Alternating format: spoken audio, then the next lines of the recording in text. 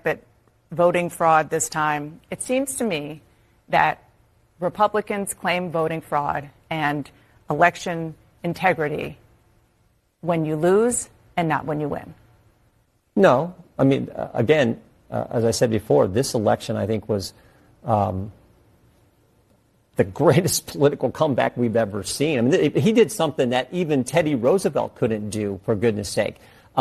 And the country... But you think it was a free and fair election? No. This election, you just interviewed the Latino, I think, restaurant owner or a restaurant worker, and he said he was tired of all the woke stuff. This election was real simple. You had back-to-back administrations. We got something we very seldom get in American history, American politics.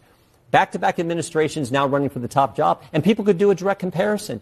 And they said, we like what we had under President Trump versus... But last time around, we like the safe streets versus the record last crime. time around, your leader claimed that there were problems with secure fraud. border versus the open border. Right, those are policies. That's what this election was about. That's totally fair.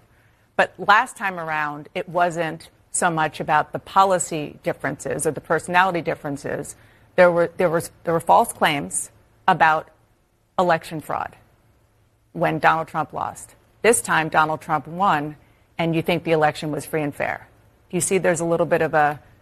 No, I think the Democrats got to ask, why did we go from getting 81 million to getting 70 million? What happened to those 10 million people? Maybe they needed... Maybe it's not smart to run an election where you have no vision, no record to run on. Do you believe that the 2024 names? Do you believe that the 2024 election was free and fair? I do.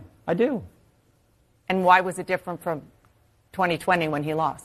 Is that the only difference? No, there were concerns about 2020 with all the mail-in voting that happened. You know, Pennsylvania had like 2-point-something million mail-in ballots come in without any signature verification, which was required under Pennsylvania statute. So there were all kinds of concerns with how the 2020 election was carried out. But there was absolutely the biggest question Democrats need to be asking, what happened to the 10 million voters that Joe Biden got that didn't come out for Kamala Harris? A bunch of them, President Trump's numbers were right up where they were in 2020, but the Democrats were much lower. I think it's because they had no vision, no record to run on, and they just wanted to call everyone names. Turns out when you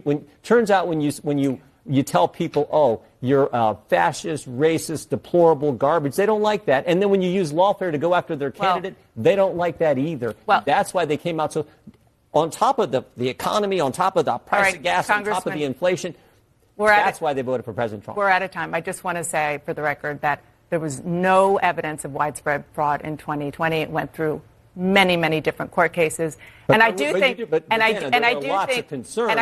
name calling, that's what I was concerned about. The name calling was very strong on the Republican side of the aisle from the former president, and you know that. So thank you for being here. Appreciate you going through all of this. You bet.